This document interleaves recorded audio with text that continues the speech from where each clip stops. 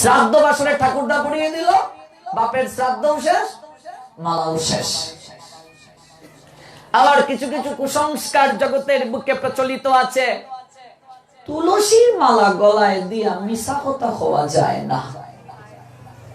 মনে হয় তাই, হাসা কথা সবসময় হই, মিশা কথা মনে হয় জীবনে হইনি না। আপনি মালা ধারণ করেই মিথ্যে কথা বলুন, না ধারণ করেই মিথ্যে কথা বলুন, মিথ্যে কথা বলা মহাপাপ না? এমন কথা আছে মালা ধারণ করিয়া মিথ্যে কথা বলা মহাপাপ। আপনি মালা ধারণ করেই মিথ্যে কথা বলুন, না ধারণ করেই মিথ্যে কথা বলুন, মিথ্যে কথা বলা মহাপাপ। তাহলে জীবনে মিথ্যে কথাও ছাড়তে পারবো না, মালাও ধারণ করতে পারবো না, এটা কেমন কথা?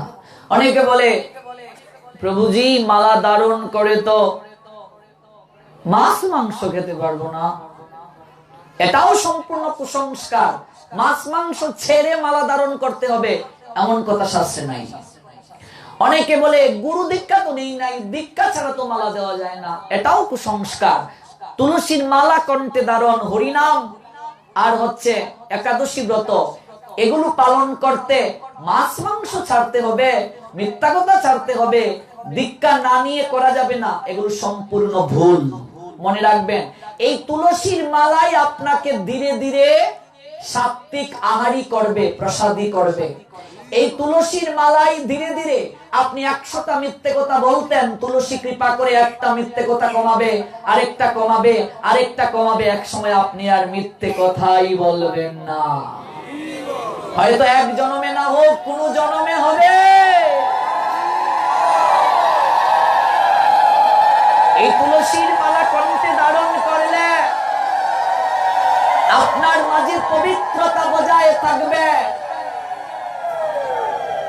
তাই আমি বললাম মালা ধারণ করে আরো বেশি বেশি মিথ্যা কথা কইবেন। তার মানে মিথ্যা কথা বলার জন্য আমি বলছি, আপনি মিথ্যে কথা বলতেই পারবেন না। একটা খারাপ কাজ করতে গেলে বাঁধবে, ইস কণ্ঠে তো মালা আছে, আপনি দেখবেন ধীরে ধীরে ভালো হয়ে যাবেন। কাজেই আমাদের একটা সিলেটি প্রবাদ আছে, নমন গিয়ে হইতো না, রাধার নাচন হইতো না। মিশা কথাও ছাড়তে পারতাম না, মালাও দারুণ হইতো না। ভুল কথা। তরুণদেরকে বলছি, তরুণী যারা, সবাইকে বলছি, আগামীকালেই কণ্ঠে তুলসীর মালা ধারণ করো। এটা তোমার সংস্কৃতি। কেমন হিন্দু তুমি, তোমার কণ্ঠে মালা নেই? নিজেকে হিন্দু বলে পরিচয় দিতে লজ্জাবোধ করি আমরা অনেকেই, দুঃখজনক সেটা। আমি সনাতনী, বহু জন্মের স্বীকৃতির কারণে আমি সনাতনী, এটা আমার অহংকার, আমি সনাতনী। আজকে অনেক হিন্দু আছে নিজেকে হিন্দু পরিচয় দিতে, সনাতনী পরিচয় দিতে লজ্জাবোধ করে। ধিক্কার জানাই সেই সকল কুলাঙ্গারদেরকে। আমরা আর্য সন্তান, অমৃতস্ব পুত্র। এই জন্য জেগে উঠো যুব সমাজ। আমরা যদি না জাগি মা, কেমনে সকাল হবে? তোমার ছেলে উঠলে মাগো রাত পুহাবে, তবে জাগতে হবে, জাগাতে হবে। যাদের কণ্ঠে তুলসীর মালা আছে, যমরাজ তার দূতদেরকে বলছেন তাদের দ্বারে কাছে যেও না। 2টা কার্য হবে ধারে গেলে, নিকটে গেলে 2টা কার্য হবে। এক হচ্ছে তুমি পুড়ে চাই হবে, নতুবা তুমিও তার দলে চলে যাবে। সাধুর সঙ্গে থাকলে ধীরে ধীরে তুমিও সাধু হয়ে যাবে। আর যদি সুক্তান যারা দেয়, তাহলে আপনিও সুক্তানের দলে চলে যাবে।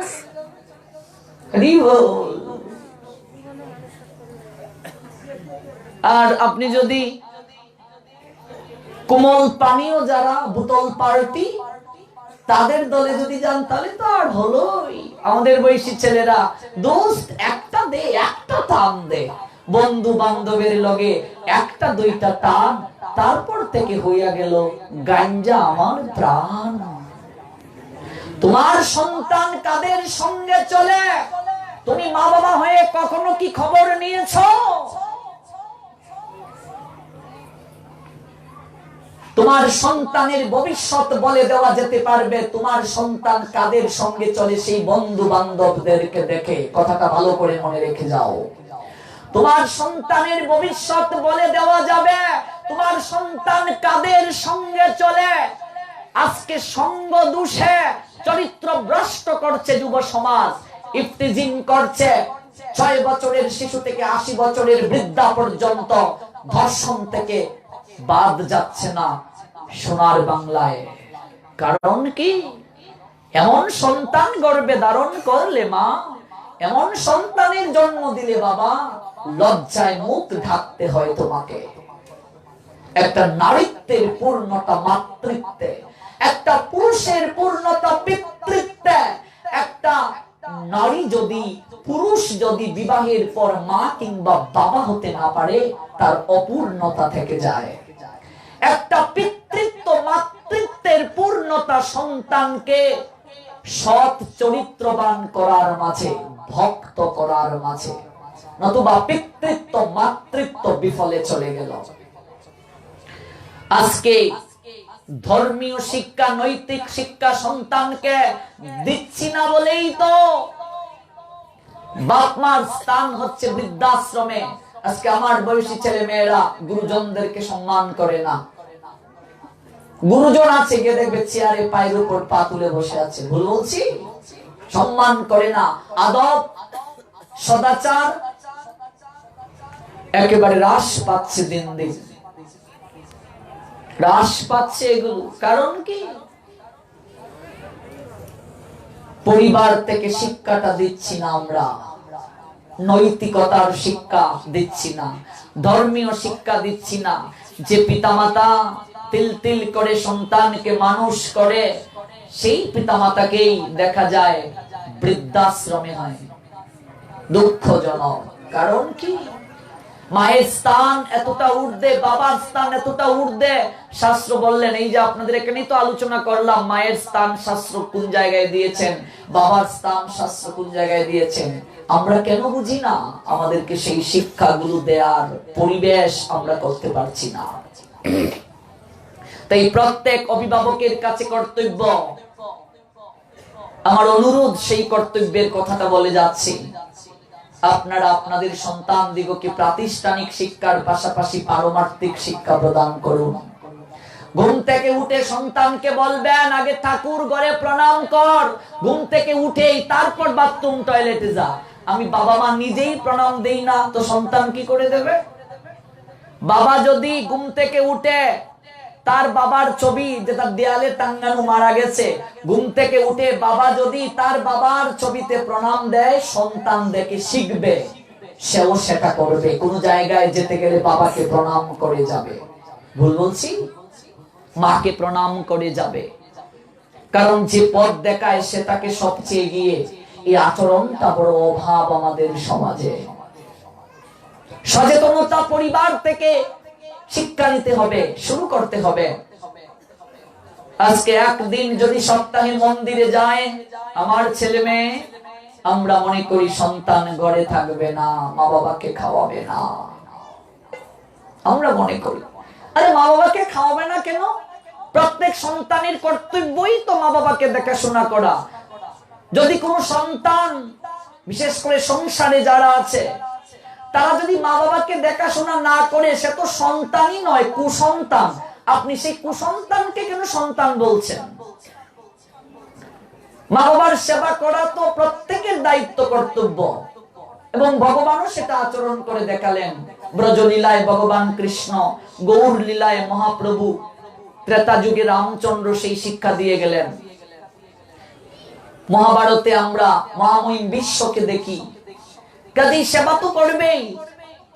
পিতামাতার মনে কষ্ট আছে, সন্তান ঘরে থাকবে না, অথচ ঘন্টার পর ঘন্টা ফেসবুকে, হোয়াটসঅ্যাপ, ইমোতে, মেসেঞ্জারে সন্তান যখন সময় কাটাচ্ছে, তখন কি খোঁজ নিয়ে দেখি সময় কিভাবে যাচ্ছে? একটু হরিকথার আসরে গেলে আমরা মনে করি সন্তানের পড়াশোনা নষ্ট হয়ে যায়। প্রত্যেক পিতামাতার কর্তব্য সন্তানকে গীতা ভাগবত পাঠে নিয়ে যাওয়া যে কাজটা আমার মা করেছিলেন, ছোট্টবেলা থেকে আমাকে নিয়ে যেতেন হরিবাসরে, আজকে এই পর্যন্ত আমার পশ্চাতে আমার মায়ের অবদান সবচেয়ে বেশি। আমার মা আদর্শ মা। প্রত্যেক মা বাবার কর্তব্য সন্তানকে ছোট্টবেলা থেকে ধর্মীয় শিক্ষা দেওয়া। তা আমাদের রেজাল্ট কি খারাপ? একটু খবর নিয়ে দেখুন তো। ক্লাস 5-এ ফার্স্ট ট্যালেন্ট বৃত্তি পেয়ে প্রধানমন্ত্রী কর্তৃক পুরস্কার পেয়েছি। বাংলাদেশে ট্যালেন্টের মাঝে প্রথম স্থান অধিকার করে। 7 বিভাগে, তখন 7টা বিভাগ ছিল, বিভাগের মাঝে ট্যালেন্টের মাঝে প্রথম যারা, তাদেরকে প্রধানমন্ত্রী পুরস্কার দিলেন। ক্লাস 8-এ বৃত্তি পেলাম, ফার্স্ট ক্লাসে বাংলা সাহিত্যের রূপে গ্র্যাজুয়েশন মাস্টার্স করলাম, এবার ডক্টরেট করব, পিএইচডি। আমাদের রেজাল্ট খারাপ, 1.2 পয়েন্ট। এই ধারণা থেকে বের হয়ে আসুন যে ধর্ম পালন করলে পড়াশোনা হয় না, রেজাল্ট ভালো হয় না। এটা সম্পূর্ণ ভুল কথা। রুটিন মাফিক যদি সন্তান পড়াশোনা করে, ধর্ম যাজন করে, ভগবানের অহৈতুকী কৃপাতে অবশ্যই তার সবকিছু ভালো হবে। চরিত্র ভালো হবে, রেজাল্ট ভালো হবে, শিষ্টাচার আসবে। মনে রাখবে, ধর্ম মানুষকে একটা পাঞ্চুয়ালিটি দান করে, সভ্য করে গড়ে তুলে, একটা রুল অফ রেগুলেশন দান করে। ধর্মবিহীন জীবন পশুর সমান। প্রত্যেক পিতামাতার কর্তব্য সন্তানকে এই শিক্ষাটা দেওয়া।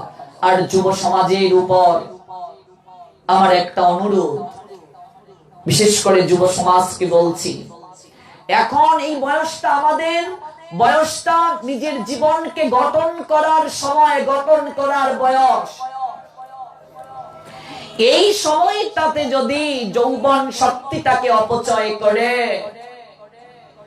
রঙিন চশমার অন্তরালে ছুটাছুটি করে বেড়াই, জীবনে দুঃখের অন্ত থাকবে না।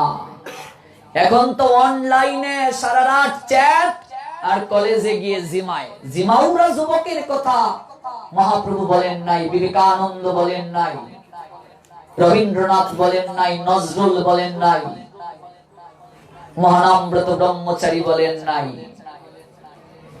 যুবক মানেই তারুণ্যতা থাকতে হবে। আজকে অনলাইনে আমরা সাধু সঙ্গও করতে পারি। এই যে অনলাইনের মাধ্যমে দেশ দেশের বাহির থেকে হাজার হাজার ভক্ত দেখছেন অনুষ্ঠান। অনলাইনের কল্যাণেই তো আপনাদের সঙ্গে পরিচয়, নতুবা আপনাদেরকে আমরা কিভাবে পেতাম? এত দূর আমাদের বাড়ি। তো অনলাইনটাকে যেন কল্যাণের ক্ষেত্রে আমরা ব্যবহার করি, কিন্তু আমাদের তো কল্যাণের ক্ষেত্রে অনেকেই অনলাইন ব্যবহার নয়। সারা রাত চ্যাট বা ধর্ম পালনের ক্ষেত্রেই কেবল অজুহাত, বাকি সময় সব ঠিক। তাস খেলার সময় আছে অনলাইনে, আবার গেম খেলার সময় আছে অনলাইনে, জুয়াও চলে, জানেন সেই তথ্য? অনলাইনে জুয়া খেলার সময় আছে, প্রেম করার সময় আছে আমাদের বয়সী ছেলে মেয়েদের। ধর্ম পালনের সময় নেই। সারা রাত কথা চলছে, চার্জ ফুরিয়ে গেলে পাওয়ার ব্যাংক, ব্যালেন্স ফুরিয়ে গেলে রকেটে ব্যালেন্স আসে, বিকাশে ব্যালেন্স আসে। সারা রাত কথা চলে। এই অনলাইনে প্রেমের বাজার বড় রমরমা, একজনের একাধিক আইডি। ফেসবুকে যাকে দেখলাম ক্যাটরিনা, বাস্তবে গিয়ে দেখি সে জরিনা। ফেসবুকে যাকে দেখলাম জাক্কাস আলী, বাস্তবে গিয়ে দেখি আক্কাস আলী। এই যে ফেসবুকে আটা ময়দা হাই রে মাখামাখি, বাস্তবে গিয়ে দেখি ওরে বাবারে, এই কি এত কৃষ্ণকলি। এই যে অবস্থা, এই অবস্থা থেকে যুব সমাজ বের হয়ে আসো। নিজের জীবনকে যদি গঠন করতে পারো, এখন তুমি যার পিছনে ছুটছো, তোমার নিজের জীবনকে যদি গঠন করো, এই অনিত্য ভালোবাসার পিছনে ছুটে নিজের মূল্যবান জীবনের সময় নষ্ট করছো। নিজের জীবন গঠন করো, দেখবে মেয়ে কেন, মেয়ের 14 গোষ্ঠী তোমার পিছনে দৌড়বে। দৌড়ে না একটা ভালো জামের জন্য? একটা ভালো বউয়ের জন্য 14 গোষ্ঠী জামাইয়ের পক্ষ থেকে দৌড়ে না। জীবনকে ঘটন্ত করতে হবে। আজকে অনিত্য ভালোবাসার মুহে আমরা আমাদের যৌবন শক্তিটাকে আডলাসান্স পাওয়ারকে কনজাম করছি। অনলাইনের প্রেমের বাজার তো রমরমা, বাপরে বাপ। আর কদিন পরেই দেখবেন ভ্যালেন্টাইন্স ডে। শুনেছেন নাম? আপনারাও জানেন এই বয়সে 14ই ফেব্রুয়ারি বিশ্ব ভালোবাসা দিবস। অক্সফোর্ড ডিকশনারি পর্যন্ত খুঁজেন, কোন জায়গায় ভ্যালেন্টাইন্স অর্থ ভালোবাসা না, কিন্তু আমরা এটাকে ভালোবাসা দিবস বলে আখ্যায়িত করে ফেলেছি। ভ্যালেন্টাইন্স ডে এর ইতিকথা জানেন? কেউ জানি না, কিন্তু আমরা মনে করি ভ্যালেন্টাইন্স ডে মানে যুবক যুবতীর মিলনের দিন। মিলন হবে কত দিনে? আমার মনের মানুষের সনে ভ্যালেন্টাইন্স দিনে।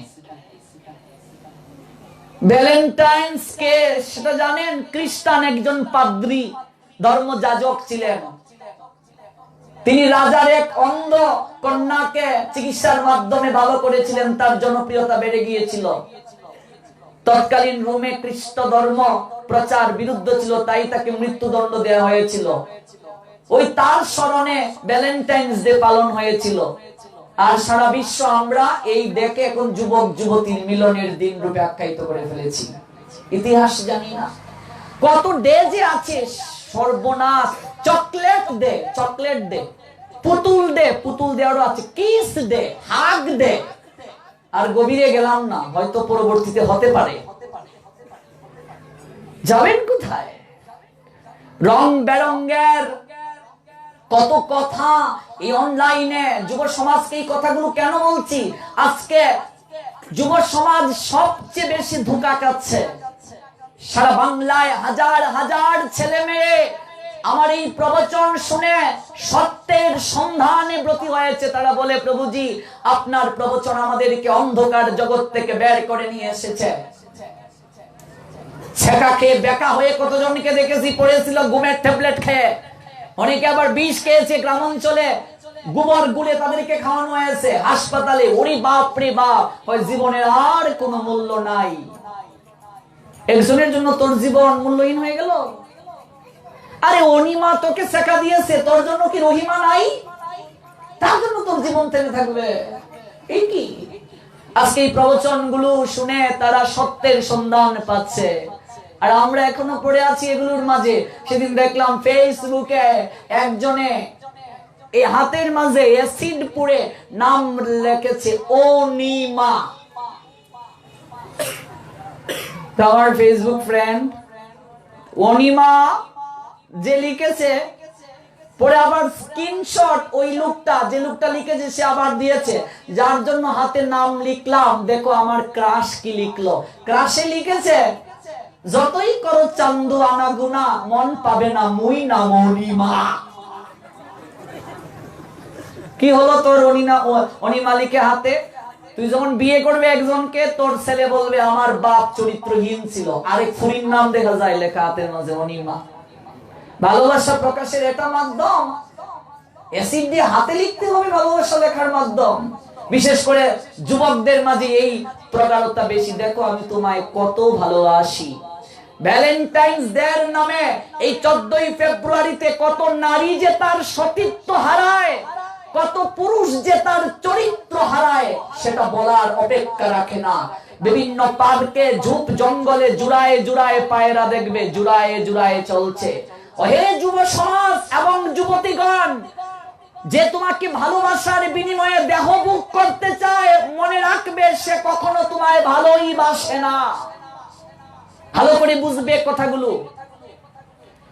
নানা রং বেরঙের গান। তুমি চাইলে ঢাকা শহরে করব ধানের চাষ। ওরে বাপ রে বাপ, বাপের জীবনে ঢাকা শহরে ধানের চাষ করা যাবে? কই তুমি চাইলে বুড়ি গঙ্গার তীরে করব খেলার মাঠ। বাহ বাহ, বুড়ি গঙ্গার তীরে আমার জন্য খেলার মাঠ করবে? তুমি চাইলে 7টি সাগর 13 নদী দেব পারি। তুমি চাইলে ধরতে পারি মরণপণ বাজি। বলো বলো বাসবে কিনা বলো। I love you too, I love you too. হয়ে গেল। রংধনুর 7টি রং এনে আলতা পরাবো প্রিয়ার পায়ে, হয়ে গেল। তারপর দুদিন কুমকুম কুলুকুলু, তারপর ফেসবুকে ভাইরাল, তারপর ব্ল্যাকমেল। আমার জীবনের মূল্য নাই, আমি কুলহারা করম কিনি, আমারে কেউ সইল না গো সজনী। জেগে উঠো যুব সমাজ, নিজের অস্তিত্বকে রক্ষার নিমিত্তে অগ্রসর হও। তোমার জন্য নির্দিষ্ট সময়ে কাউকে না কাউকে ভগবান রেখে দিয়েছেন, কাজী উতলা হও। অসময়ে যদি গাছ থেকে ফল পড়ে, সেই ফল যদি না পাকে তার কোনো টেস্ট নেই, সব রস ঢেলে দিয়েছো বিয়ের আগে, এরপরে বিয়ের পরে এক গো আরেক গুড় মাথা ফাটায়। কত ভালোবাসার বিয়ে দেখলাম, দুদিন পরেই একজন আরেকজনের মাথা ফাটায়। কারণ কি, বিয়ের আগেই তো সব জানাশোনা হয়ে গেছে, রস ঢেলে দিয়েছে, আর তো নেই। Circumstance, young heroes, please awake, জেগে উঠো। প্রকৃত ভালোবাসার উৎসকে, all power supreme being Krishna is most intimate of our life. We forgotten that topic that causes we suffer most easily. আমরা ভুলে গেছি সেই তত্ত্ব, ভগবান তিনি আমাদের চিরসঙ্গী, তিনি আমাদের প্রকৃত আপনার জন। এই জগতে আপনি যাকে ভালোবেসেছেন প্রাণ খুলে সমস্ত কিছু দিয়ে, আপনি সবটুকু ভালোবাসা দিলেও আপনার ভালোবাসার মানুষের কাছ থেকে আপনি শতভাগ ভালোবাসা পাবেন না। কিন্তু ভগবানকে তার কিঞ্চিত ভালোবাসাও যদি আপনি দান করেন, ভগবান আপনাকে কখনো ঠকাবে না। মনে রাখবে, জয় জয় শ্রী রাধে রাধে। ওই যুব সমাজ যদি জেগে উঠে, সমাজের আমূল পরিবর্তন করা সম্ভব। ওই তত্ত্ব কথা, তত্ত্ব সুধামৃতে প্রত্যেক অভিভাবকের কর্তব্য সন্তানকে অবগাহিত হওয়ার পরিবেশ করে দেওয়া। কাজী তুলসীর মালা কণ্ঠে ধারণ এটা লজ্জার বিষয় নয়। আমার বয়সে কণ্ঠে মালা দেব, এটা লজ্জার কি? এটা আমার সংস্কৃতি। ভগবানের কৃপা লাভের প্রারম্ভিক সোপান তুলসী। বৃন্দা কৃপা হইলে হয় বৃন্দাবন প্রাপ্তি। তুলসীর কৃপা ব্যতীত ভগবানের কৃপা লাভ করা সম্ভব নয়। কণ্ঠে অবশ্যই মালাটা ধারণ করতে হবে সবাইকে। ভগবান আশীর্বাদ করলেন, তুলসীকে তোমার কাষ্ঠ থেকে মালা হবে, আমার ভক্ত যারা সেটা ধারণ করবে। তুলসী, তোমার স্বামীর হাড় থেকে শঙ্কের উৎপত্তি হবে। রমণীরা তাদের স্বামীর মঙ্গল চিহ্ন রূপে এই শঙ্খকে পরিধান করবে, মঙ্গল চিহ্ন রূপে। এই যে আমাদের মায়েরা শঙ্খ সিঁদুর পরে, তার পিছনে মেডিকেল সায়েন্স কি বলছে দেখবেন। লোহা, তামা, সীসা ইত্যাদি মিলিয়ে কায়স্থ দিয়ে একটা চুড়ি করে আগেরকার মায়েরা পড়তো, এখনো অনেকে পড়ে। এটাকে সাবিত্রী চুড়ি বা কায়স্থের চুড়ি বলা হয়। এটা 3টা গুণের প্রতীক। শঙ্খটা হচ্ছে সত্য গুণের প্রতীক, সিঁদুরটা রজগুণের প্রতীক, এই চুড়িটা তম গুণের প্রতীক। এই 3টা গুণের দ্বারা জগৎ সংসার চলছে। তাছাড়া ফিজিক্যালি প্রবলেম হলে মায়েদের শরীর থেকে 3টা উপাদান বের হয়ে যায়। তার মধ্যে একটা লৌহ আছে, ফসফরাস আছে।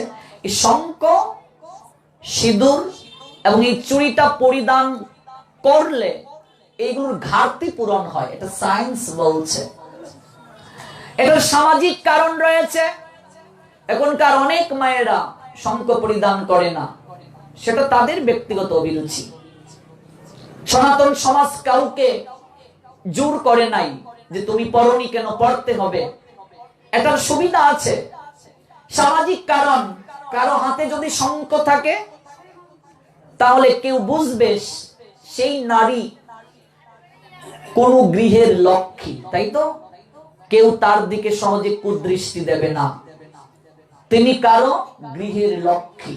সামাজিক কারণ, সম্মান করবে তাকে। সায়েন্টিফিক কারণ রয়েছে অনেক, ধর্মীয় কারণ তো আছেই বটে। তিনটা গুণের দ্বারা জগৎ সংসার আবৃত, তিনটা গুণের প্রতীক। এখন মায়েদের মনে প্রশ্ন আসতে পারে, তাহলে এটা যদি স্বামীর মঙ্গল চিহ্ন প্রতীক রূপে আমরা পড়ি, তাহলে আমাদেরকেই কেন পড়তে হলো? আমাদের জন্য তোমরা কি পড়ো? প্রশ্ন আসতে পারে না? নিশ্চয়ই, অবশ্যই প্রশ্ন আসতে পারে। অনেকেই বলে যারা অতি আধুনিক, এটা মেয়েদের দাসত্বের প্রতীক। শঙ্খ দাসত্বের প্রতীক? বুঝে না, জ্ঞানের অভাব। আজকে গুগল সার্চ করে দেখো যে শঙ্খ কোন কোন রূপ থেকে তোমাকে রক্ষা করে। এগুলো সময় থাকলে বিস্তারিত সায়েন্টিফিক ব্যাখ্যাগুলো বলে যেতাম। শঙ্খ থেকে কোন কোন রোগের ঔষধ তৈরি করা হয়, শঙ্খ কত প্রকার। স্বামী স্ত্রীকে অর্ধাঙ্গী রূপে গ্রহণ করে, অর্ধেক অঙ্গের অধিকারিণী। মনে রাখবে, স্বামী যদি পুণ্য কার্য করে তার অর্ধেক স্ত্রী লাভ করে। এই জন্য প্রত্যেক স্ত্রীর কর্তব্য স্বামীকে ধর্ম পালনে সহায়তা করা, অর্ধেক অঙ্গের অধিকারিণী। স্বামী আপনাকে ভালোবাসার প্রতীক রূপে যেদিন আপনাকে মন্ত্রের মাধ্যমে গ্রহণ করেছে, আজ থেকে তোমার হৃদয় আমার হোক, আমার হৃদয় তোমার হোক, ভালোবাসার প্রতীক রূপে ওই শঙ্খটা পরিধান করিয়ে দিয়েছে। কপালের মাঝে ভালোবাসার প্রতীক। এটা লাল কেন? সিঁদুরের রংটা কুমকুম লাল কেন? রজগুণের প্রতীক। পরিধান করিয়ে দিয়ে ভালোবাসার প্রতীক রূপে বলে দিয়েছে, অগো প্রিয়তমা, আজ থেকে তুমি কেবল আমার হয়ে থাকবে, তুমি কেবল আমার হয়ে থাকবে। প্রতীক, অ্যাডমায়ার, সিম্বল অফ অ্যাডমায়ার, ভালোবাসার প্রতীক রূপে। এই জন্য সনাতন শাস্ত্রে স্বামী স্ত্রীর যে সম্পর্ক এতটা গভীর, এতটা সূক্ষ্মাতি সূক্ষ্ম, এতটা সুদৃঢ়, আর কোন ধর্মে এরকম নেই। তবে সবচেয়ে দুঃখজনক কথা আমি বিনয়ের সঙ্গে বলছি, অনেক মায়েরা সিঁদুর না পরে টিপ পরিধান করেন। এটা ঠিক নয়। সিঁদুর পরিধান করাটাই উত্তম মা, যেটা সীতা দেবী নিজে পরিধান করে জগৎকে শিক্ষা দিয়েছেন। এক চিলতে সিঁদুর পড়ছেন, হনুমান গিয়ে দেখলেন, মাতা আপনি কি করছেন? বলছে তোমার পিতার মঙ্গলের জন্য এটা পরিধান করছি। দেখবে সিঁদুর ঊর্ধ্ব রেখায় পড়ে, এইভাবে আয়ু বৃদ্ধির প্রতীক। আপনি এইভাবে পড়তে পারবেন না। এই পাঁচটা আঙ্গুলের পাঁচটা গুণ রয়েছে, আপনি এই আঙ্গুল দিয়ে সিঁদুর পড়তে পারবেন না, এই দুটো আঙ্গুল দিয়ে সিঁদুর পড়তে হয়। এটা উত্তম, এটা আয়ু বৃদ্ধির প্রতীক। হনুমান বলছেন, এক চিলতে সিঁদুর যদি রঘুপতি পিতাকে মঙ্গল এবং আয়ু বৃদ্ধির রূপে রাখতে পারে, আমিও তো আমার প্রভুকে কম ভালোবাসি না। সিঁদুর গুলে সারা শরীরে হনুমান পড়লেন। ভগবান রামচন্দ্র গিয়ে দেখলেন, এই কি কে? আমি হনু, এই কি অবস্থা তোমার? মাতা যদি ভালোবাসে প্রতীক রূপে এক চিলতে সিঁদুর পড়ে, তোমাকে সব সময় কাছের করে রাখতে চায়, আমিও তো তোমাকে কম ভালোবাসি না। প্রত্যেক যুগে যুগে যেন আমি তোমার হয়ে থাকতে পারি, তাই সারা শরীরে পড়লাম। ভগবান বললেন, তুমি আমাকে এতটা ভালোবাসো। আশীর্বাদ করলেন। এই হনুমান কলিযুগে আসলেন মুরারি গুপ্ত হয়ে। তার পূর্বপুরুষের নিবাস আমাদের সিলেটে। আয়ু বৃদ্ধির প্রতীক। আপনি এই আঙ্গুল দিয়ে সিঁদুর পড়তে পারবেন না, দেখবেন জপমালায় জপ করলে এই আঙ্গুলটা বাহিরে রাখা হয়। রাখা হয় কি? এই আঙ্গুলটার এমন কি দোষ, আপনি তাকে 10-এর বাহির করে রাখলেন, সমাজ থেকে বহিষ্কৃত করলেন? এটা কেউ জানেন? জপ তো অনেকেই করেন, বলুন তো এই আঙ্গুলটা বাহিরে কেন রাখা হয়? জানি না। গুরুদেব মালা দিয়েছেন, কখনো কি গুরুদেব বলে দিয়েছেন এই আঙ্গুলটা কেন বাহিরে রাখতে হয়? মালা 108টা গুটি কেন? আসলে আমরা অনেকেই ধর্ম পালন করি কেবল দেখা দেখি, তত্ত্ব না জেনে করতে হয় বলি, নিয়ম বলে। অনেকে বলে জপমালা যখন জপ করে বলছে এই আঙ্গুলটা বাইরে রাখবে কেন? এটা নিয়ম, বাইরে রাখতে হয়।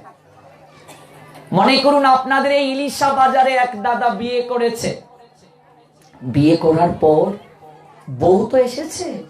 আমাদের অঞ্চলে একটা নিয়ম আছে, নতুন বউ এসে যখন শাশুড়িকে প্রণাম দেয় তখন শাশুড়ি একটা উপহার দিয়ে বউকে গ্রহণ করে। আপনাদের অঞ্চলেও হয়তো আছে। নতুন বউ ইলিশা বাজারে আসলো, এসে শাশুড়িকে প্রণাম দিয়েছে। এবার শাশুড়ি বউকে বলছে, বৌমা আজ থেকে তুমি আমার ঘরের মেয়ে, এটাই তোমার আমার পক্ষ থেকে উপহার। বউ খুব খুশি হয়েছে। মারে একটা অনুরোধ করি তোকে। বৌমা বলছে, আজ্ঞে করুন। এই যে আজ্ঞে, হিন্দু একজন আরেকজনকে ডাকলে কি বলতে হয় আমরা অনেকেই জানি না। একটা মুসলমান যখন আরেকটা মুসলমানকে ডাকে, রহিম জি, জি বলে, আমাদের কি বলতে হয়? আজ্ঞে। এটা তো এটা চিনি না, আজ্ঞে বলি না।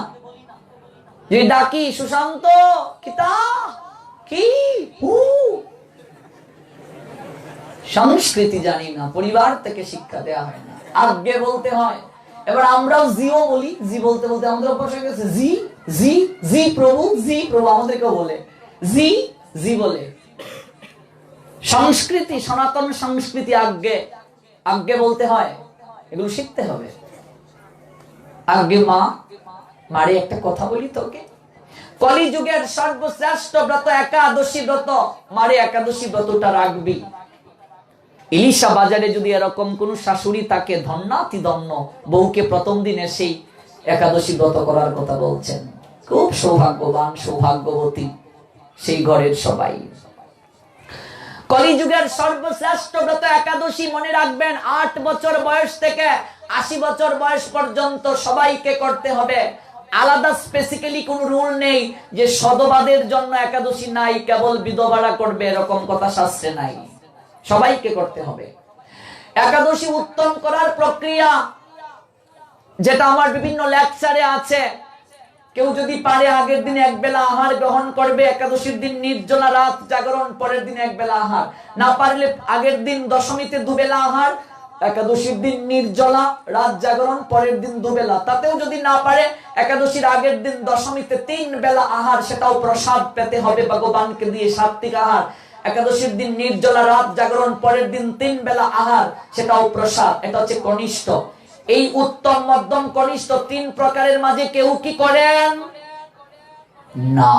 আমাদের গুরু আশ্রমে আমরা রাত জাগরণ করি। অনলাইনে অনেকেই জানেন আমরা প্রতিটা একাদশী রাত জাগরণ করি। কেবলমাত্র আমাদের গুরু আশ্রমেই বাংলাদেশের মাঝে প্রতিটা বৈষ্ণবীয় তিথি রাত জাগরণ এবং নির্জলা করা হয়। নেটে সার্চ করে দেখবেন। শ্রী চৈতন্য ট্রান্সেন্ডেন্টাল সোসাইটি থেকে সিটিএস মন্দির, বাংলাদেশে প্রধান কার্যালয় কুলাউড়া। আমার গুরুদেব অস্মদীয় শ্রী গুরুদেব ওম বিষ্ণুপাদ ভক্তি প্রপন্ন জ্যোতি গোস্বামী, তিনি জগৎগুরু প্রভুপাদ ভক্তি সিদ্ধান্ত সরস্বতী ঠাকুরের প্রশিষ্য। আমার পরম গুরুদেব ঢাকা বিক্রমপুর জমিদারের একমাত্র সন্তান ছিলেন, ছিল ভক্তি কুসুম শ্রমণ গোস্বামী মহারাজ, যিনি প্রভুপাদ ভক্তি সিদ্ধান্ত সরস্বতী ঠাকুরের অবর্তমানে 64টা গৌরীয় মঠের সভাপতি রূপে দায়িত্ব পালন করেছেন। সেই ছিল ভক্তি কুসুম শ্রমণ গোস্বামী মহারাজ। একবার প্রভুপাদের মুখে হরিকথা শুনে সবকিছু ত্যাগ করে চলে গিয়েছিলেন সন্ন্যাসী হয়ে। তৎকালীন সময়ে তিনি ছিলেন একজন বিশাল ডাক্তার, তার বিলাত ফেরত 4টা ডিগ্রি ছিল। 83 বছর জগতের বুকে প্রকট ছিলেন আমার পরম গুরুদেব। ঢাকা বিক্রমপুর জমিদারের সন্তান, বর্তমানে তার জন্মস্থান পড়েছে মুন্সিগঞ্জ জেলায়, আগে তো বিক্রমপুর ছিল। সেই ছিল ভক্তি কুসুম শ্রমণ গোস্বামী মহারাজ। এত বড় একজন ডাক্তার দেহ রাখার আগের দিন পর্যন্ত নির্জলা একাদশী ব্রত পালন করেছিলেন, যেটা আমরা সবাই পালন করি, আমাদের গুরুদেব সহ আমাদের নির্দেশ। নির্জলা একাদশী ব্রত পালন করলে দেহের 70টা রোগ ভালো হয়ে যায়। আমি যদি ভাগবত এবং সায়েন্স অনুযায়ী বলে যাই, আপনি 5টা একাদশী পালন করে দেখেন আপনার শরীরের কন্ডিশন কি। মেডিকেল সায়েন্স বলছে 12 ঘন্টা যদি কেউ পাকস্থলীতে খাবার না দেয়, তার নাভিমূলে 100 তাপমাত্রা উৎপন্ন হয়। এটাকে আয়ুর্বেদিক শাস্ত্র অগ্নিমন্দা বলছে। আপনি আপনার শরীরে 12 আওয়ার্স প্লাস কোনো কিছু না দিলে 1000 তাপমাত্রা রিজার্ভ করতে পারবেন, যা আপনি 1 মাস মাংস খেলেও রিজার্ভ করতে পারবেন না। এখনকার বর্তমান সাধু সমাজ সহ একাদশীটাকে গৌণ করে ফেলেছে। দেখবেন বিভিন্ন মন্দির মঠে শ্যামার চাউলের পায়েস, কাউনের চাউলের মিষ্টান্ন, তারপর হচ্ছে বিভিন্ন ধরনের বড়া, তারপর বাদামের গুনা, সবজি চলছে এমনিতে পেট পর্যন্ত, একাদশীর দিন গলা পর্যন্ত খেয়ে দিয়ে আবার উপবাস হয় নাকি? শাস্ত্রের কোন জায়গাতে আমি চ্যালেঞ্জ করে বলছি একাদশীতে কোনো কিছু খাওয়ার কথা লেখা নাই, একটা শ্লোকেও দেখাতে পারবেন না। প্রশ্ন আসতে পারে, তাহলে আমরা যারা খাচ্ছি তাহলে কি ভুল করছি? প্রশ্ন আসতে পারে না? হরি ভক্তি বিলাস গ্রন্থে কেবল সনাতন গোস্বামী পাদ বলছেন, অসমর্থ ব্যক্তি যারা, অপারগ ব্যক্তি যারা, তারা পঞ্চশস্য বাদ দিয়ে ধান, গম, ভুট্টা, জব, তেল, এই 5 জাতীয় জিনিস বাদ দিয়ে ফলমূল, জল, সবজি অনুকল্প রূপে গ্রহণ করতে পারবে। হরিভক্তি বিলাস গ্রন্থের টিকায় দেখবেন বলা হয়েছে অসমর্থ, ডিজেবল যারা। আপনার বয়স 25, আপনিও কি 70 বছরের দাদুর মতো অসমর্থ হয়ে গেলেন? আপনার বয়স 50, আপনিও কি 65 বছরের ঠাম্মার মতো অসমর্থ হয়ে গেলেন? সবজি পাবেন 3 বেলা পেট ফাটিয়ে। এই জন্যই তো শরীরে এত কঠিন কঠিন রোগ।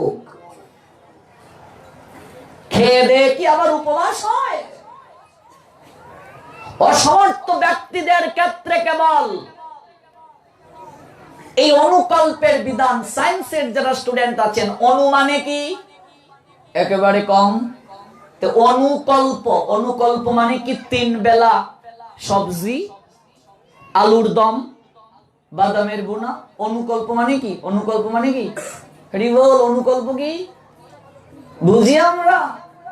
মনে রাখবে, ফল মূল, জল, সবজি ইত্যাদি খেয়ে একাদশী করলেও একাদশী হবে। ওরা অসমর্থের দলে যারা খাচ্ছে। সনাতন গোস্বামী পাদ টিকায় বুঝিয়ে দিলেন, ফলমূল, জল, সবজি ইত্যাদি খেয়ে একাদশী করলেও একাদশী হবে, কেবল পাপটা ভেতরে যাচ্ছে না। পঞ্চশস্যের মাঝে যে পাপটা থাকে, সেই পাপটা কেবল ভেতরে যাচ্ছে না, আপনি একাদশীর কোন কৃপা পাবেন না। হরিবল, আমার কথা নয়। সরগোস্বামী পাদের কেউ খেয়ে দিয়ে একাদশী করতেন না। আমাদের প্রভুপাদ জগৎগুরু ভক্তি সিদ্ধান্ত সরস্বতী ঠাকুর খেয়ে দিয়ে একাদশী করতেন না। আমাদের সচ্চিদানন্দ ভক্তি বিনোদ ঠাকুর খেয়ে দিয়ে একাদশী করতেন না। আমাদের বৈষ্ণব সার্বভৌম সিদ্ধ বাবা জগন্নাথ দাস বাবাজি খেয়ে দিয়ে একাদশী করতেন না। অবধূত কুলচূড়ামণি আমাদের ছিল গৌর কিশোর দাস বাবাজি খেয়ে দিয়ে একাদশী করতেন না। আমাদের পরম্পরাতে নাই। এখনকার আচার্যরা যারা বিধান দিচ্ছেন, সেটাও শাস্ত্রে আছে, নেই যে তা নয়, তবে শাস্ত্র সেটা অসমর্থ ব্যক্তিদের ক্ষেত্রে বলেছেন। মনে রাখবেন, জাগরণে একাদশীর রেজাল্ট অর্ধেক, মানে 50 জাগরণে। অনেকেই বলবেন, তাহলে কি আমরা রেজাল্টের জন্য কর্ম করব? না, রেজাল্টের জন্য কর্মে করার কথা শাস্ত্র বলেন নাই। কর্মণি অধিকারতে মা ফলে সুকদাচন মা কর্ম ফল হেতু বুমাতে সংগস্ত কর্মাণি। কেবল বুঝার জন্য এই কথাগুলো বলছি। মনে রাখবেন, একাদশী একটা পরীক্ষার মতো। কেউ যদি ভালো রেজাল্ট করতে চায়, অবশ্যই তাকে ভালো করে পড়াশোনা করতে হবে। আগেকার দিনে যারা পড়াশোনা করেছে, স্ট্যান্ড পেতে গেলে অবশ্যই ভালো করে পড়াশোনা করতে হয়েছে। আর একটু কম স্টার, আর একটু কম ফার্স্ট ডিভিশন, তারপর সেকেন্ড ডিভিশন, তারপর থার্ড ডিভিশন, তারপর ফেল। বর্তমানে golden A plus, A minus, B, C, D, F. আপনি যদি সর্বোত্তম কৃপা পেতে চান, নির্জলা করবেন। আমি চ্যালেঞ্জ করে বলে যেতে পারি, নির্জলা একাদশী ব্রত 5টাও যদি কেউ শাস্ত্রের নিয়মে করে, তার শরীরের কঠিন কঠিন রূপ ভালো হবে। তবে মনে রাখতে হবে, ভাগবতের নিয়মে করতে হবে। ভগবান কপিল দেব তার মাকে যে বিধান দিয়েছেন সেই বিধান অনুযায়ী করতে হবে, নতুবা হঠাৎ করে নির্জলা করলে আপনার শরীর খারাপ হতে পারে। এটা অভ্যাস করতে হবে ধীরে ধীরে। সায়েন্টিফিক প্রক্রিয়ায় যদি আপনি একাদশী ব্রত করেন, সুগারের যারা রোগী, আপনাকে আর ইনসুলিন নিতে হবে না। এটা চ্যালেঞ্জ করে বলে যেতে পারি। সায়েন্সের কোন স্টুডেন্ট বা ডাক্তার থাকলে দেখা করতে পারেন। আয়ুর্বেদিক শাস্ত্র এটাকে বলছে অগ্নিমন্দা। আপনার নাভিমূলে 100 তাপমাত্রা উৎপন্ন হবে। এই যে আপনি খাবার দিচ্ছেন না, শরীরে এনার্জি উৎপাদিত হচ্ছে, এই তাপ সজুরে এমন ভাবে আঘাত দেবে আপনার শরীরের কঠিন কঠিন ডিজিজ রিমুভ হয়ে যাবে। উপবাসের মাধ্যমে কেবল শরীরের কঠিন কঠিন ব্যাধি ভালো করা যায়। 24 ঘন্টা যদি ফ্যান চলে, ফ্যানের কয়েল নষ্ট হয়ে যাবে, লাইট ফিউজ হয়ে যাবে। এটা তো মেশিন মা, রেগুলার খালি খাবারই দিচ্ছ, খাবারই দিচ্ছ, খাবারই দিচ্ছ, তারও তো একটা রেস্ট প্রয়োজন। আমরা এমনিতে যা খাই, একাদশীর দিন আরো মুখ রোচক খাবার, মুখের রুচিটা একটু পরিবর্তন হয়। আমি ছোটবেলা দেখেছি আমাদের পাড়াতে একাদশীতে খেয়ে দিয়ে জাগরণ হতো, আমরা মায়ের সঙ্গে খাবারের লোভে যেতাম। ছোটবেলা প্রাইমারি স্কুল যখন পড়তাম, রুটি, সুজি, লাচ্ছি, সেমাই, দুধ, তারপর গৌর হরিকে আমন্ত্রণ করে, এসো নদিয়া বিনোদ, এসো গোড়া চাঁদো সচি মায়ের দুলালিয়া, গান গাইলো। গান গাওয়ার বলে বলে, ওরে পরেশের মা, গলাটা একটু দাঁড়াইমু, চাল হইয়ায়। চাও চলছে, পানও চলছে, মাঝে মাঝে এটাও চলছে। এই যে সমাজে কুসংস্কার, তিননাথের নামে গাজার আসর অনেকে বসায়, মূর্খের দল। তিননাথ কোন দেবতা ছিল বলতো? ত্রিনাথকে এটা বলতে পারি না। গাজার আসর, গাজা ছাড়া তিননাথ হয় না। ত্রিনাথ, তিনজন স্বামী, নাথ মানে স্বামী, ত্রিনাথ কোন দেবতা? দেবতা বুঝলাম না, গাজা ছাড়া ত্রিনাথ চলে না। গাজা কেউ খায়, ত্রিনাথে গাজা খায়। আবার অনেক লোক আছে মহাদেবের নামে, শিবের নামে গাজা খায়। শিবে কোন জায়গায় গাজা খেয়েছিল? কোন জায়গায় প্রমাণ আছে গাজা খায় শিব? শিবের নামে গাজা খাই আমরা। আমাদের বয়সী ইয়াং ছেলেপেলেরা গান গায়, জয় শিব শঙ্কর, টিলাবাঙ্গা সমান করো, গাঞ্জার শিরোর শিরোল ফাত, গাঞ্জা খাইয়া মগ্ন হইয়া নাচে ভোলানাথ। কুলাঙ্গারের দল। এই সকল ইয়াং হিন্দু ছেলেপিলে যারা ফেসবুক এবং বিভিন্ন অনলাইনে এই সকল গান বানিয়ে আপলোড করে সনাতন সমাজের 12টা বাজিয়ে দিচ্ছে, তারা অন্যান্য ধর্মের কাছে আমাদের দেবতাদেরকে খাটো করছে, তারা চরিত্রকে ভ্রষ্ট করছে। তারা শিব গাঁজা খায়? কোন শাস্ত্রে আছে শিব গাঁজা খায়? দেখান তো।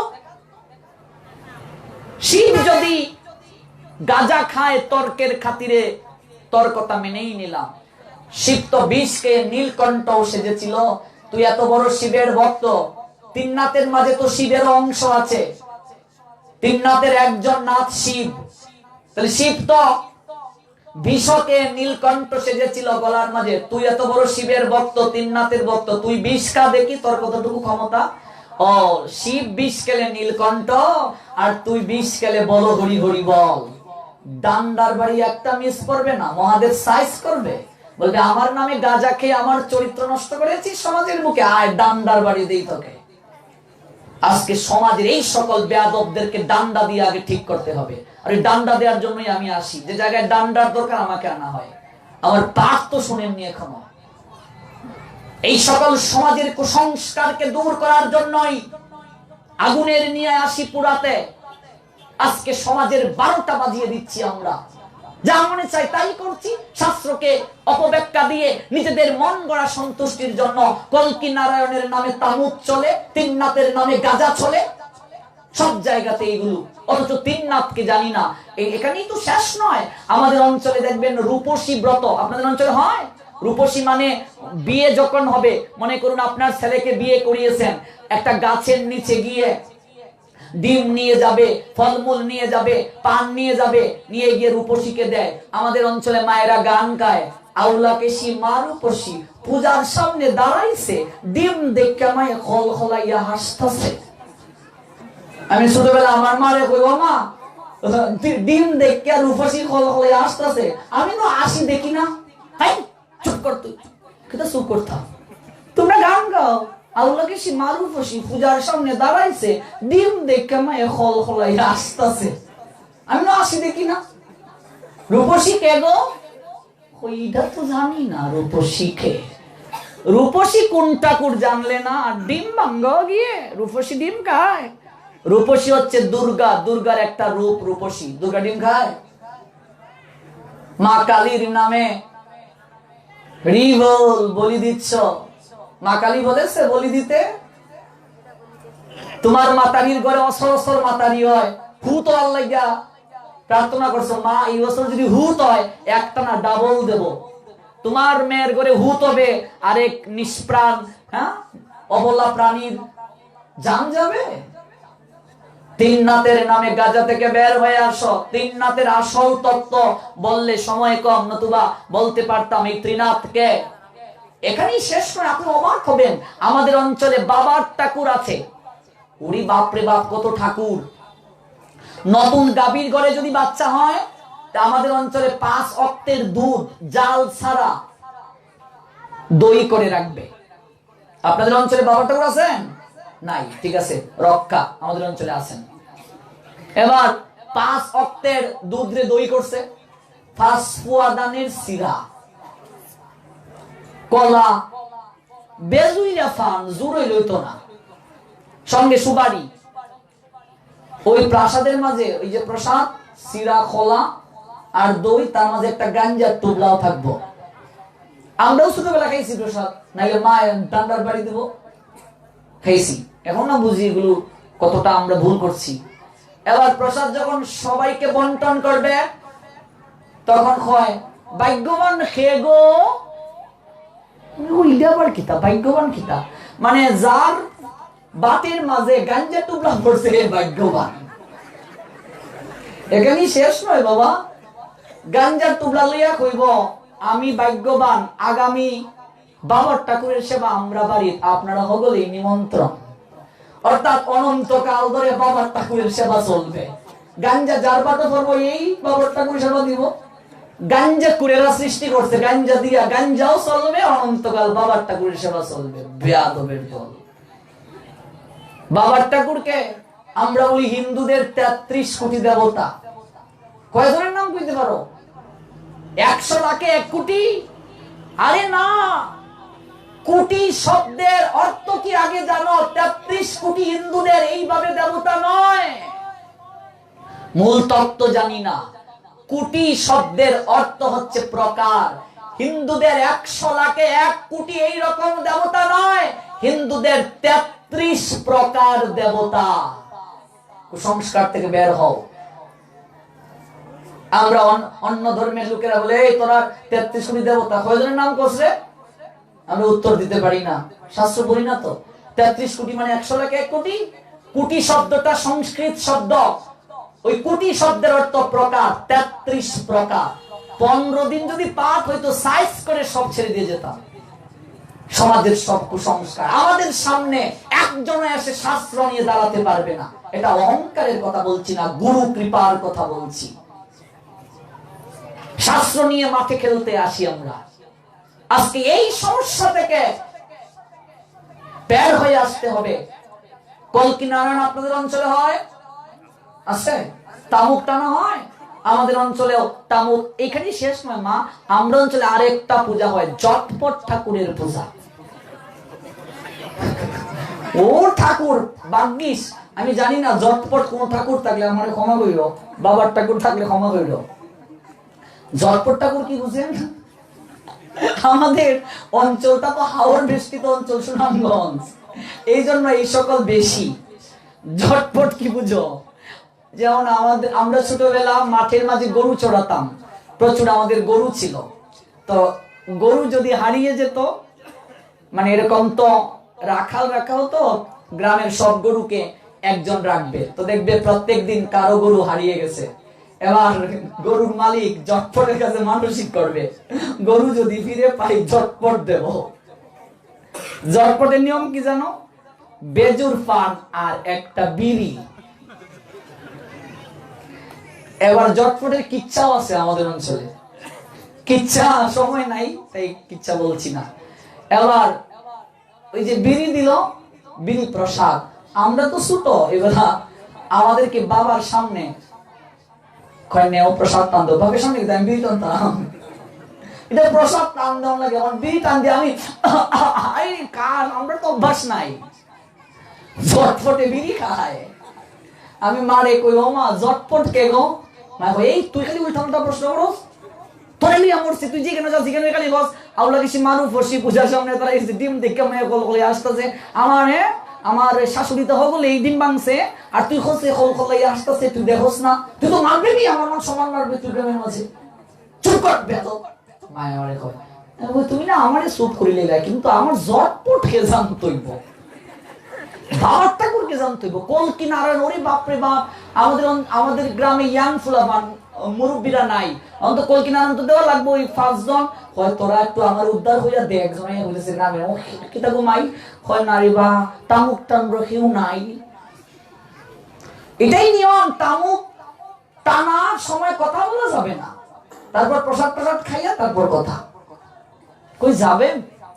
তেন্নাতের নামে গাজা, কলকি নারায়ণের নামে তামুক, ঝটপটের নামে বিড়ি, বাবার ঠাকুরের নামে গাঞ্জার তুবলা, জারফা বাতের মাঝে গাঞ্জার তুবলা পড়বে সে বড় ভাগ্যবান, সে আবার বাবার ঠাকুর দেবে, তার মানে বাবার ঠাকুরের সেবা অনন্তকাল ধরেই চলবে, গাঞ্জার তুবলাও পড়বে, বাবার ঠাকুরের সেবাও চলবে, আর চলবে। বের হয়ে আসো সনাতন লজিক্যাল এন্ড সায়েন্সেবল ধর্ম বিজ্ঞান এবং যুক্তি। সবসময় আমি একটা কথা বলি যুব সমাজকে, যুব সমাজ ধার্মিক হও, ধর্মান্ধ হইও না, ধর্মান্ধ হইও না, ধর্মে অন্ধতার কোনো ঠাঁই নেই সমাজে, ধর্মের নামে অন্ধ হইও না, গাঁজাখুরি গল্প বিশ্বাস করিও না, ধার্মিক হও, ধর্মান্ধ হইও না। আমাদের সমাজে ধর্মান্ধতা বেশি, ওই ধর্মান্ধতাকে আগে দূর করতে হবে, সমাজের আবর্জনাগুলোকে আগে দূর করতে হবে, দেখবে তারপর আপনা থেকে ভক্তি প্রকাশিত হয়ে গিয়েছে। এই জন্যই যদি পারি আজকে শেষ দিন যেহেতু এক দীর্ঘ সময় হরিকথা শুনবো, কোনো সমস্যা আছে? চিল্লাইয়ে কোন আছে? ঠিক আছে, একটু বেশি সময় শুনতে হবে। আগামীকাল চলে যাব আপনাদের এইদিকে লঞ্চ দিয়ে, উড়ি বাপ, মনে হয় যেন আমরা দ্বীপের মাঝে আছি, খুব ভালো লেগেছে। আমরা ঘুরতে খুব পছন্দ করি, বিশেষ করে নৌ ভ্রমণ আমাদের খুব প্রিয়, খুব ভালো লেগেছে। তাছাড়া ভোলা জেলা শহর সব জায়গায় ঘুরলাম, লালমোহন পর্যন্ত গেলাম আপনাদের আজ ঘুরতে ঘুরতে, এত ভালো লেগেছে, যানজট নেই, কিছুই নেই, বাস কিছু দেখলাম না, এত সুন্দর। আমাদের অঞ্চলে তো শুধু বড় বড় ট্রাক, বাস, শিল্প অঞ্চল, আপনাদের অঞ্চলে কত সুন্দর দেখলাম, যানজট কিছু নেই, বড় বড় বাসও নেই, খুব ভালো লেগেছে, আবহাওয়াটাও ভালো। তাই একাদশী ব্রত শাস্ত্রের নিয়মে যদি পালন করতে পারি তাহলে মঙ্গল। আমি অনলাইনে প্রত্যেকটা একাদশীতে রাত জাগরণ করি, সরাসরি টকশুর মতো একটা নাম্বার দেয়া থাকে, নাম্বারে কল করে আপনি অংশগ্রহণ করতে পারেন। আমার ফেসবুক আইডির নাম রাহুল কৃষ্ণ দাস, অবশ্যই ফলোইং এ বা অ্যাড করে থাকবেন, অ্যাকসেপ্ট করে নেব। এই একাদশী ব্রতটা পরীক্ষার ন্যায়, ভালো রেজাল্ট করতে চাইলে যেমন ভালো করে পড়াশোনা করতে হবে, তেমনি ভাবে আপনি যদি ভগবানের বিশেষ কৃপা লাভ করতে চান তাহলে অবশ্যই আপনাকে শাস্ত্রের নিয়মে করতে হবে।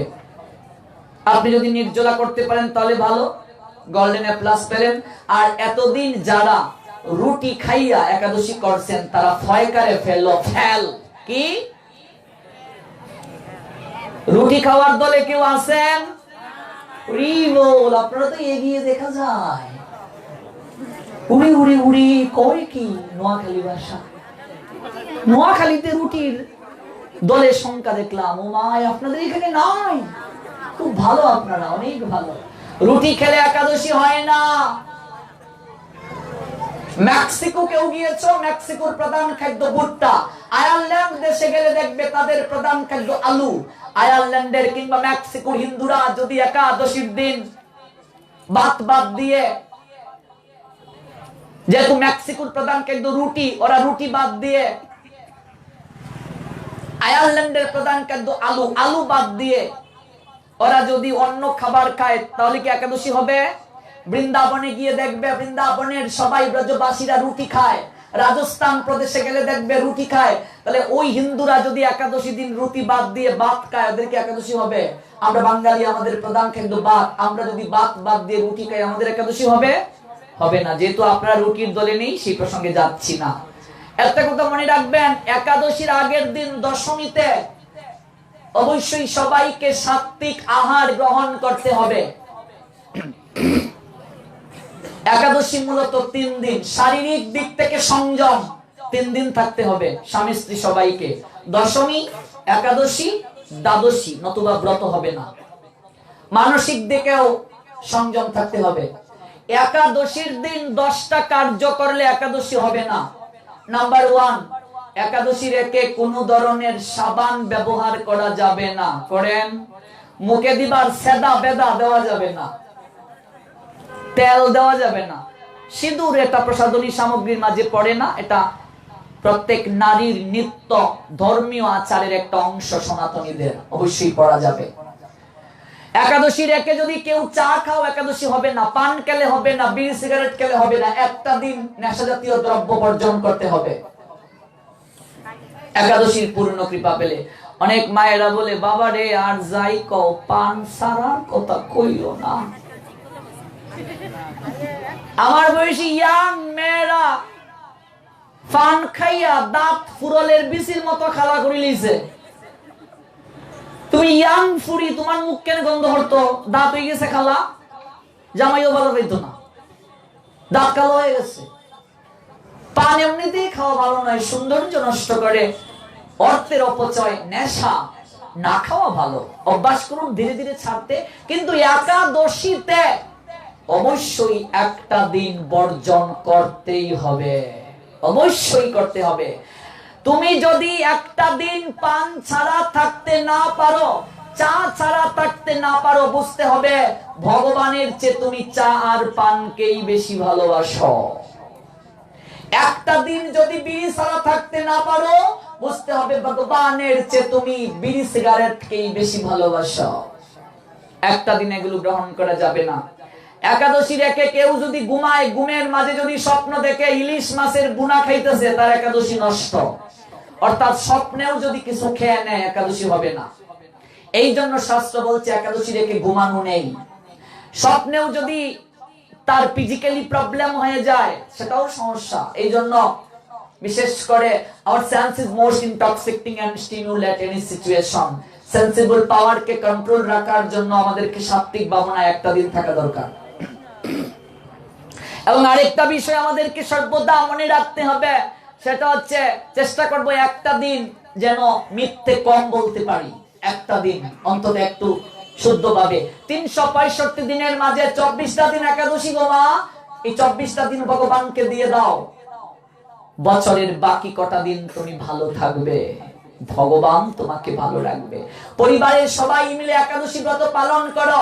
8 বছর বয়স হয়ে গেলে একাদশী শুরু করতে হয়। কোন মা বাবা যদি 8 বছর সন্তান হয়ে গেলে তার সন্তানকে একাদশী ব্রত পালন করতে আদেশ না করে, সেই মা বাবাকেও শেষের দিনে বিচারের কাঠগড়ায় দাঁড়াতে হবে। একাদশীর পরের দিনও সাত্বিক আহার গ্রহণ করতে হবে সবাইকে। কাজে আপনারা একাদশী ঠিকভাবে পালন করেন, আমি সেদিকে যাচ্ছি না। তবে একটা রিকোয়েস্ট, চেষ্টা করবেন ধীরে ধীরে নির্জলা থাকার। প্রথম তো হবে না, দেখবেন দুপুর 12টা পর্যন্ত পারি কিনা দেখি, সন্ধ্যার পরে পাবো। সাবিত্রী ব্রত যারা করেছে 3 দিন ফল কে থেকে যায়, অনেকেই তো করেছো। সারাদিন সূর্য ব্রত যারা করেছো, এরকম প্রদীপ নিয়ে দাঁড়িয়ে আছে, ইচ্ছে করলে পারা যায় মা, একাদশীর কৃপা পাবে। আর নির্জলা করলে কতটা যে এনার্জি আসবে, পরে বলবে না প্রভুজি বলে গিয়েছিল। একটা শরবতের নিয়ম বলে যাচ্ছি, এটা একাদশী খাবে, একাদশীতে খাবে, নতুবা পরের দিন খাবে। নিয়মটা হচ্ছে সম পরিমাণ জলে 1 চিমটি গুলমরিচের গুঁড়া দেবে। গুলমরিচ চিনো, কালো কালো গুলমরিচ, এটাকে কুটবে। 2 লিটার জলে আনুমানিক কয়টা গুলমরিচ দিতে হবে? 8 থেকে 10টা, আর একটু বেশি দিতে পারো বা কম দিতে পারো, একটু দেবে, মিশ্রিকে ফাঁকি করে দেবে। মিষ্টি না পেলে চিনি, মিষ্টি থাকলে ফ্লেভার ভালো হবে। তারপর একটু লবণ দেবে, একটু লেবুর রস দেবে। বেশি দিলে অ্যাসিড হয়ে যেতে পারে খালি পেটে। অল্প পরিমাণ অ্যাসিডে অ্যাসিডকে নষ্ট করে, মনে রাখবে। এই যে খালি পেটে আছো, অল্প লেবুর রস দেবে, এটা সায়েন্টিফিক অনুযায়ী বলছি। একটু কালো মেঘের গুঁড়া দেবে। ওই যে হোমিওপ্যাথিক দোকানে লিকুইড কালো মেঘ পাওয়া যায়, এটা না, বাজারে কালো মেঘের দেখবে শিকড়ের মতো আছে, এটা আনবে, এনে কুটবে, অল্প দেবে। কালো মেঘের গুঁড়া যদি না পাও, নিম পাতার গুঁড়া অল্প দিতে পারো, বেশি দিলে তিতা লাগবে, অল্প দেবে। নিম পাতাও গুঁড়াও যদি না পাও, নিম পাতার গুঁড়া ছাড়াই করবে। ভালো করে ঝাঁকিয়ে সন্ধ্যার পরে খেয়ে নেবে। এই যে তোমার শরীরে উপবাস থাকার পরে তাপ উৎপন্ন হয়েছে, তোমার শরীরের কঠিন কঠিন জ্যাম দেখবে পরের দিন সব কফের মাধ্যমে কিংবা আপনি যখন মল ত্যাগ করতে যাবেন সবকিছু বের হয়ে শরীর পরিষ্কার হয়ে যাবে। এইসব ফুলের বুশি যারা খাও, বাথরুম যাদের ক্লিয়ার হয় না, তারা একটু গোলমরিচের গুঁড়া বেশি করে খেয়ে নেবে, পরের দিন দেখবে শুধু বাথরুমে যাবে যাবে যাবে যাবে। সায়েন্টিফিক অনুযায়ী এই শরবতটা অবশ্যই খেতে হবে। নির্জলা যারা করো, রাত 3টার পর শরবত খেয়ে নেবে। মনে রাখবে, রাত 12টা থেকে 3টা পর্যন্ত আসরিক সময়, 12টা থেকে 2টা আসরিক, 2টা থেকে 3টা অতি আসরিক। একাদশীতে এই 3 ঘন্টা ঘুমাতে নেই, মনে রাখতে হবে। এটা জগন্নাথ দাস বাবাজি মহারাজের শিক্ষা। কোন সময় ঘুমাতে নেই, কোন সময় ঘুমানো উচিত, এগুলো বিস্তারিত জানলে আমরা বুঝতে পারতাম। আপনার শরীরে কঠিন কঠিন ব্যাধি ভালো হবে। এরপরের দিন দেখবেন আপনার রুচি এতটা হয়েছে, মনে হবে যেন যা পাবেন তাই দিয়ে খাবেন। তবে মনে রাখতে হবে, সকাল বেলা বেশি পরিমাণে খাওয়া যাবে না। আপনি যে 24 ঘন্টা প্লাস পাকস্থলীতে জল ছাড়া কিছু দেন নাই, হঠাৎ করে যদি বেশি খাবার দেন, পাকস্থলী সেটা শুট করবে না। এই জন্য সকাল বেলা অর্থাৎ পারণের সময় 3 ভাগের 1 ভাগ খেতে হবে। একাদশী রাখার পরও যদি তোমার শরীরে রোগ থাকে, বুঝবে তুমি ঠিক মতো ব্রত পালন করছো না। একাদশী করলে আমার রোগ থাকবে কেন? ধীরে ধীরে খাবার দিতে হবে। 3 ভাগের 1 ভাগ পারণের সময়, দুপুর বেলা তার চেয়ে বেশি দাও, রাত্রে কম খাওয়াই ভালো। খাবার গ্রহণের কমপক্ষে 30 মিনিট আগে জল খাবে। খেতে খেতে জল খাওয়া মানে বিষ খাওয়া, মেডিকেল সায়েন্স বলছে। আমরা তো 1 গ্লাস অন্ন তারপর জল। বাম হাতে জল খেতে নেই, মনে রাখতে হবে, ডান হাতে জল পেতে হয়। এই জন্য খাবারের সঙ্গে সঙ্গে জল খেতে নেই। 8 ঘন্টা আগে খাও কিংবা পরে খাও। রাত্রে খেয়েই যদি ঘুমিয়ে যাও সমস্যা। আজকে বাঙালিদের 2 দিন পরেই পেট বের হয়ে যায় কেন?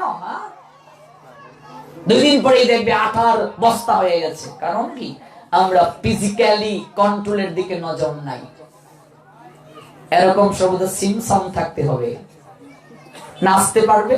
আমাকে সেদিন সবুজ প্রভু জন্টু রোগেরা বলছে, প্রভু আপনি 3 ঘন্টা লেকচার দিয়ে এত নাচেন, ক্লান্ত হন না কেন? আমি বলছি এটা পাওয়ার, পাওয়ার।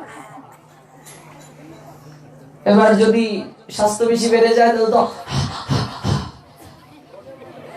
মনে রাখবে, পরিমিত খাবার খেলে মানুষ মরে না, বেশি খেয়েই মানুষ মরে। এমন খাবার খেয়েছো, ডাক্তার বলছে আর একটা যদি রসগোল্লা খাও তোমার সুগারকে কন্ট্রোল করা যাবে না।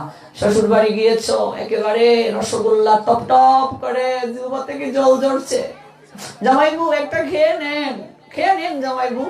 একটা মুখের সামনে দিয়েছে, হঠাৎ ডাক্তারের কথা মনে পড়ে গেল, হ্যারে শ্যামানন্দ, আর একটা যদি রসগোল্লা খাস, সুগার কন্ট্রোল নয়, না খাবো না, দরকার নেই।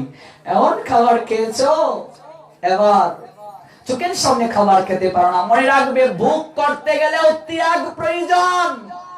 ত্যাগ না করলে ভোগ করা যায় না। ভোগ করতে গেলেও ত্যাগ প্রয়োজন। মানুষ খেয়ে মরে, পরিমিত খাবার খেলে মরে না। আমাদের তো খাবারেরও নিয়ম তান্ত্রিকতা নেই, এই জন্য আমাদের সমগ্র শাস্ত্রটা সায়েন্টিফিক। আর্য ঋষিদের যে সকল থিওরি, এই থিওরি মেনে যদি আমরা চলি, কবেই আমাদের সমস্যা আমরা দূর করতে পারবো। বলছিলাম কোন প্রসঙ্গে? এই ইলিশা বাজারের শাশুড়ি তার বউকে বলছেন, মারে কলিযুগের শ্রেষ্ঠ ব্রত একাদশীটা করিস। এবার বৌমা বলছে, আজ্ঞে মা, আপনি যেহেতু বলছেন অবশ্যই করব। এবার একাদশী রেখে পরের দিন পালন করতে হয় না মা, নির্ধারিত সময়ের ভিতরে। এবার শাশুড়ি বউকে বলছে, বৌমা, আগে মা, আমাদের ঘরে একটা কালো বিড়াল আছে না? আছে মা। তুমি এক কাজ করো তো, ওই কালো বিড়ালটাকে বুকের পাশে আগুল দিয়ে ঢেকে রাখো। আগুল বুঝো? এটা সিলেটি একটা ভাষা। ওই যে বৈশাখ মাসে ধান এটার মাঝে নেওয়া হয়, আপনারা কি বলেন? সাজি। আচ্ছা, সাজি। আমরা বলি আগুল। হ্যাঁ, এই শরীয়তপুর জেলার এই লোকেরা ওরা বলে ধামা, কেউ কেউ কয় উড়া, আপনারা বলেন সাজি। মা, যাও সাজি করে ওই বিড়ালটাকে বুকের পাশে ডেকে রাখো। এবার ইলিশা বাজারের বৌমা মনে মনে ভাবছে, ব্যাপারটা কি? হ্যাঁ, সাজি দিয়ে বিড়ালকে ডেকে রাখবো, মাকে কি জিজ্ঞেস করবো এটা কেন ঢাকতে হয়? আবার মনে মনে বলছেন, যদি বলি, মা যদি বলে হ্যাঁ এটাও শিখে আসনি, লজ্জার বিষয়, দেখি কি হয় ঘটনাটা। শাশুড়ি কেন বললেন? বিড়ালটা বুকের মাঝে মুখ দিয়ে নষ্ট করে ফেলছে, এদিক ওদিক ছুটাছুটি করছে, তাই বলছে আগুল দিয়ে এটা ঢেকে রাখো। এবার পারণ যখন শেষ, শশী বলছে, বৌমা, আগে মা, সাজিটা তুলে বিড়ালটাকে ছেড়ে দাও। বউ কয়, বুঝলাইছি, এটা পারণের নিয়ম। একাদশীর পারণের দিন একটা বিড়াল সাজি দিয়ে ঢেকে রাখতে হয়। এবার শাশুড়ি যখন মরলো, বৌমা একাদশী করবে। এবার ঘরে তো কালো বিড়াল নেই, এদিক ওদিক ছুটাছুটি করছে। ওগো, তোমাদের কারো বাড়ি কি কালো বিড়াল আছে? কই, কেমন কালো রে? না না, সর্বাঙ্গ কালো। না ভাই, আমাদের কোনো সর্বাঙ্গে কালো নেই, এক জায়গায় সাদা আছে। কই, না না না না, আমার শাশুড়ি দেখছে একটা কালো বিড়াল বুকের পাশে রেখে রেখেছে। গো, কালো বিড়াল না পেলে আমার তো পালন করা হবে না। এবারই ওবারই 10 বাড়ি খুঁজে একবারই কালো বিড়ালকে পাওয়া গেল। কালো বিড়ালকে বস্তার ভিতরে ভরতে ভরতে 10টা 2-এর ভিতরে পালন শেষ। শাশুড়ি কেন বিড়াল ডাকলো? বিড়াল যেন বুকের মাঝে মুখ না দেয়। বউ কি বুঝলো? নিয়ম। বাবায় 7 পাকে বিয়ে করছে, আমিও 7 পাকে করি। কেন? নিয়ম। 7 পাকে করণ লাগে। বিয়ের লিস্ট করেছে, হ্যাঁ মুখ চন্ডিকার বাতিটা মনে করে আনিস। মুখ চন্ডিকার বাতি কেন আনা লাগে? নিয়ম আনা লাগে, সাবধান, বাতি যেতে না নিবে। কেন নিত্য না? নিয়ম নিবা, ঠিক না? ঠিক বলছি তো? সমাজের এইরকমই তো অবস্থা। নিয়মটা কেন সেটা জানি না। আর এই নিয়ম কেন জানতে গেলে 4-5 দিনে পাঠ হবে না, দীর্ঘ সময় ধরে শুনতে হবে। এই নিয়ম থেকে বের হয়ে আমরা তত্ত্ব জানবো। রবিবার কেন পালন করতে হয়? নিয়ম নয়। আঙ্গুল কেন বাহির রাখতে হয় জপমালায়? এটা শুধু নিয়ম নয়, শাস্ত্রীয় ব্যাখ্যা আছে। এই আঙ্গুলটা ক্রোধের বহিঃপ্রকাশ। একবার রাধা গোবিন্দের লীলাতে ব্যাঘাত ঘটিয়েছিল, তাই রাধা রানী তাকে অভিশাপ দিয়েছিলেন, কোন ধরনের মঙ্গলজনক কাজে তোর অংশগ্রহণ হবে না, তুই সর্বদা ক্রোধের প্রতীক হবে। দেখবে ঝগড়া লাগলে এই আঙ্গুল নামাইয়া কথা কও। কোন আঙ্গুল যায়? এইটা চিন্তা করো, পূজনের মার সাহস কত বড়, আমার লোকে আঙ্গুল বাতাইয়া কথা কয়।